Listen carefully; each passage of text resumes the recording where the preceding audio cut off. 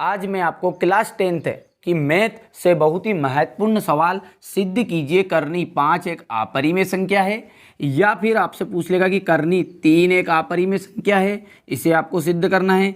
करनी 2 एक अपरिमेय संख्या है, इसको सिद्ध करना है। तो बहुत ही देखिए बहुत ही आसान है और बहुत ही सिंपल तरीके से मैं आपको समझाने वाला हूँ। देखिए इसमें सबसे पहले क्या बोला इसने कि सिद्ध करना है करनी 5 एक अपरिमेय है। तो हम मान लेंगे, माना कि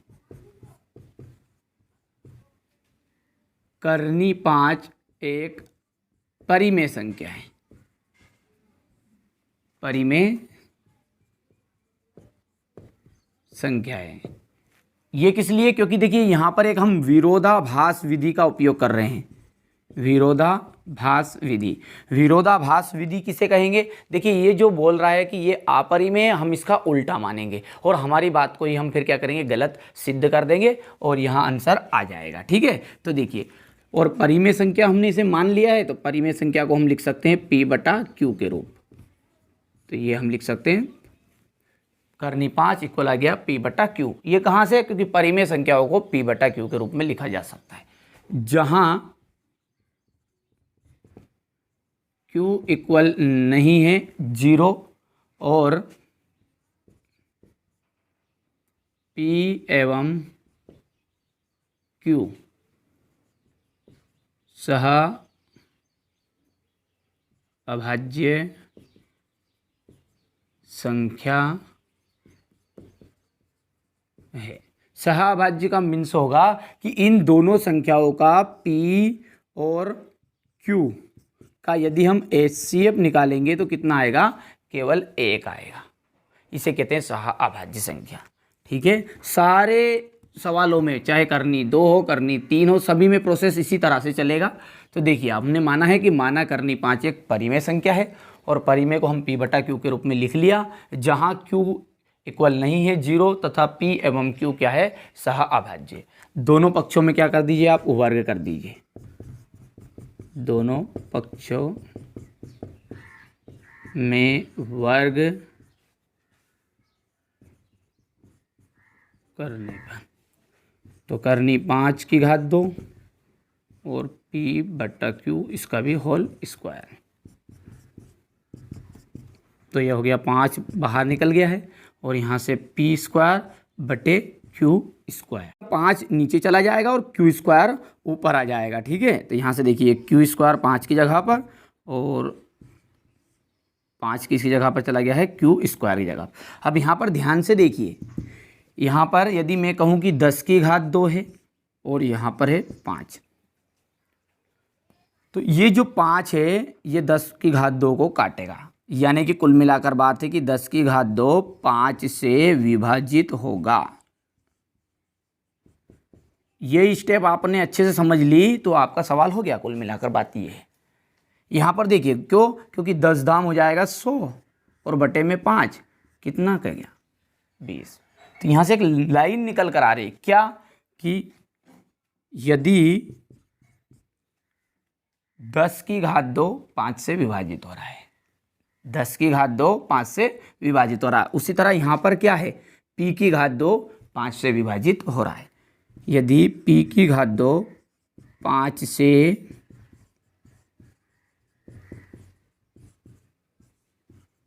विभाजित हो रहा है तो एक प्रोसेस यहाँ पर आगे निकल कर आई।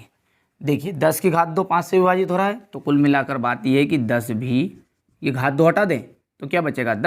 10 भी 5 से विभाजित होगा।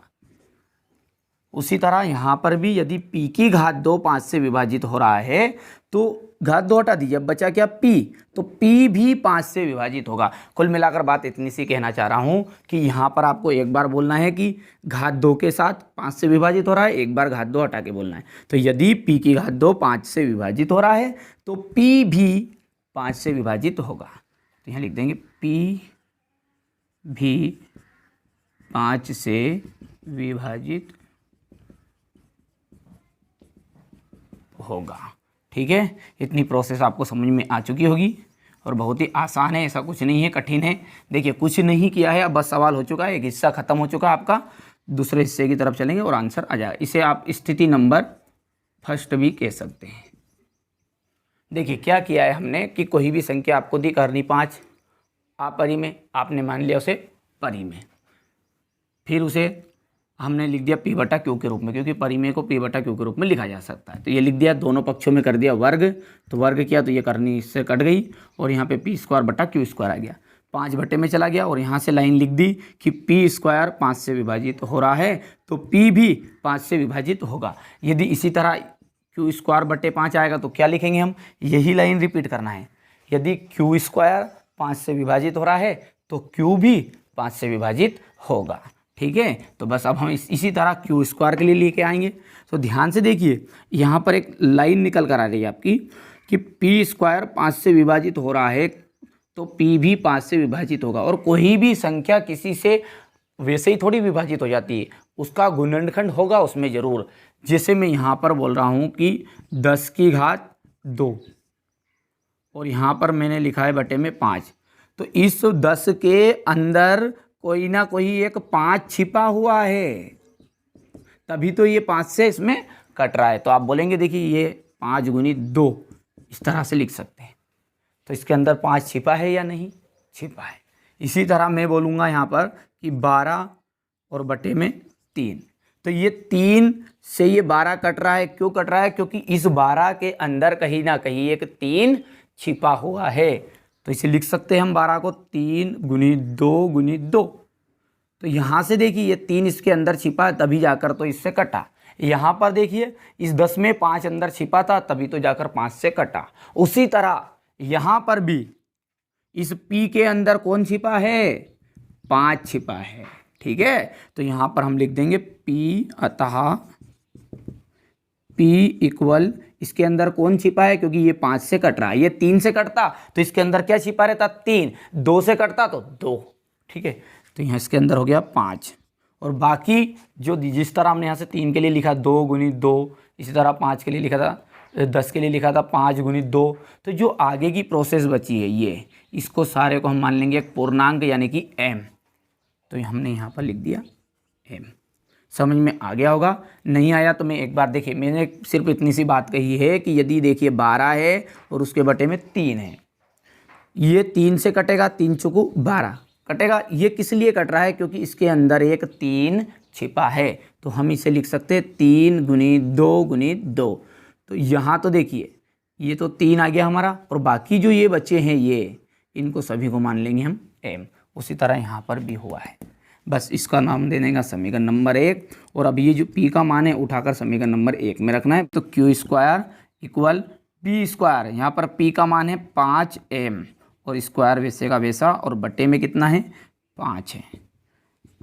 तो क्यू स्क्वायर इक्वल 5 हो गया 25 और m स्क्वायर बटे में 5, क्या निकल कर आया है 5। ठीक है, तो यहाँ पर मैं लिख रहा हूँ, थोड़ी सी जगह अब कमी है उधर। देखिए यहाँ पर हमारे पास बचा हुआ है क्यू स्क्वायर इक्वल 5 और m स्क्वायर।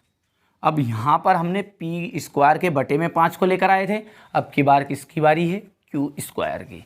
तो जैसे ही आप इसे 5 को लेकर आएंगे तो ये इस तरह से निकल कर आएगा क्यू स्क्वायर बटे 5।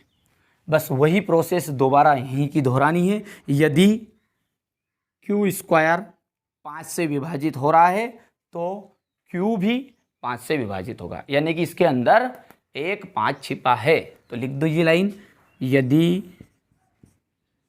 क्यू स्क्वायर 5 से विभाजित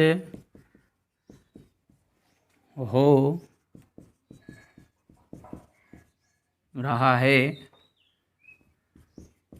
तो क्यू भी 5 से विभाजित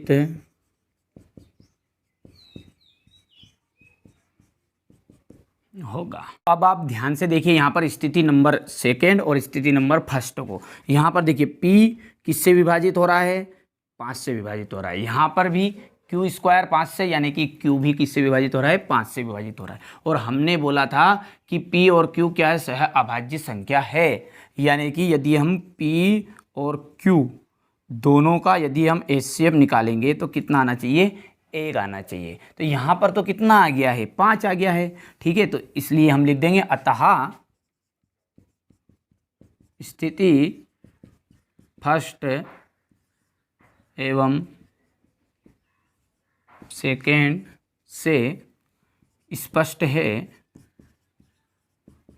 कि करनी 5 क्या है, एक परिमेय नहीं है,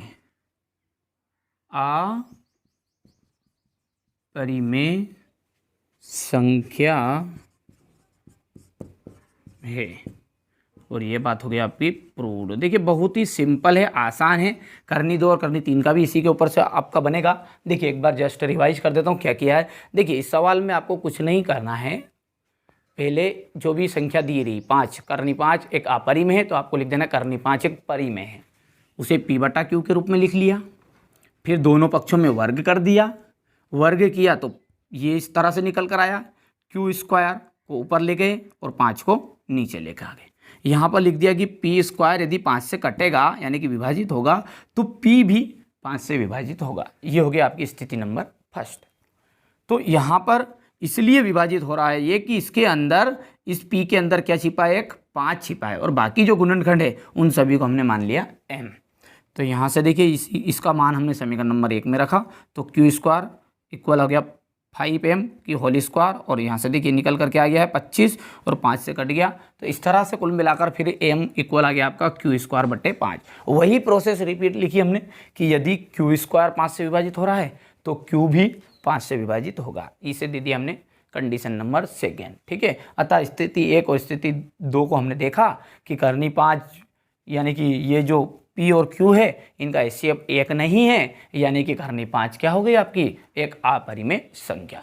उसी तरह यदि आपसे बोले कि देखिए पहले तो आप इसका स्क्रीनशॉट ले लीजिए, इसके बाद में ध्यान से देखिए करनी जो 5 है इसकी जगह पर आपको बोल दे कि करनी 3, तो आपको कुछ नहीं करना है। ध्यान से देखिए जितनी जगहों पर करनी 5 है वहाँ पर 3 हो जाएगा, माना कि करनी 3 एक परिमेय संख्या। मेरे साथ आपको बोलना भी है, यहाँ पर आ जाएगा करनी 3 इक्वल P बटा Q, जहाँ Q इक्वल नॉट 0 मतलब यानी Q बराबर नहीं है 0 तथा P और Q क्या है, सहभाज्य संख्या है। फिर आपका देखिए मैं मिटाता भी जा रहा हूँ, अब यहाँ पर आ गया आपका करनी 3, दोनों पक्षों में वर्ग करने पर तो यहाँ पर करनी 3 और 3 क्या हो जाएगा, सॉरी आपका ये निकलेगा तो यहाँ पर निकल कर आ गया 3। ठीक है, तो Q इक्वल 3 चला जाएगा बटे में, तो इस 5 की जगह पर भी क्या आ गया है 3। P स्क्वायर किससे विभाजित हो रहा है यहाँ पर, 3 से।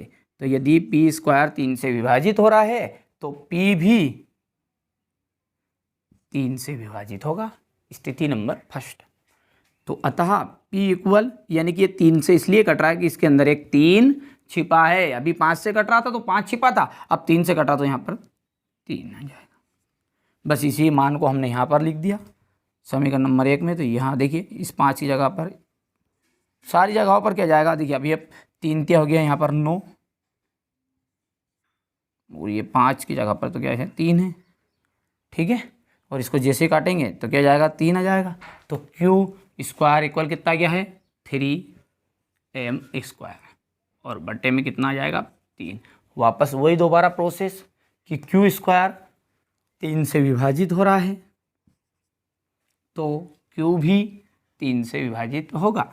अतः स्थिति फर्स्ट है और स्थिति सेकेंड से स्पष्ट है कि करनी 3 एक अपरिमेय संख्या है। देखिए चुटकियों में आपका सवाल हो गया है। इसी तरह आपको करनी 2 का भी कर लेना है, बहुत ही आसान है। यहाँ पर देखिए करनी, यहाँ आ जाएगा करनी 2 एक परिमेय संख्या है। पहले देखिए करनी 3 का आप अच्छे से स्क्रीनशॉट ले लीजिए आपकी नोट कॉपी में, इसी तरह से ही करना है। ठीक है, चलिए अब करनी 2 का आएगा तो करनी 2 का किस तरह से करेंगे, यहाँ पर देखिए बस इस जगह पर जल्दी जल्दी बोलते जाइए। यहाँ पर क्या जाएगा करनी 2, यहाँ पर 2, यहाँ पर भी 2, यहाँ पर P स्क्वायर यदि 2 से विभाजित हो रहा है तो P भी 2 से विभाजित होगा। जल्दी बोलिए 2, और यहाँ पर भी 2 2 और 2 दूना हो गया यहाँ पर 4, कैंसिल हो गया। यहाँ पर कितना जाएगा 2, यदि क्यू स्क्वायर 2 से विभाजित हो रहा है तो क्यू भी 2 से विभाजित होगा। अतः स्थिति 1 और स्थिति 2 से स्पष्ट है कि करनी 2 एक अपरिमेय संख्या है। देखिए बहुत ही आसान था और आसान तरीके से मैंने समझाने का प्रयास भी किया है। आशा करता हूँ कि आपको करनी 5, करनी 3, करनी 2 इसी तरह से कोई सा भी सवाल आपसे पूछेगी सिद्ध कीजिए कि ये अपरिमेय संख्या है और बहुत ही महत्वपूर्ण सवाल है। आप भले ही एग्जाम पेपर में मिला लीजिएगा, एक प्रश्न हर साल जरूर आता है। तो मिलते हैं अगले वीडियो में किसी और नए महत्वपूर्ण प्रश्न के साथ।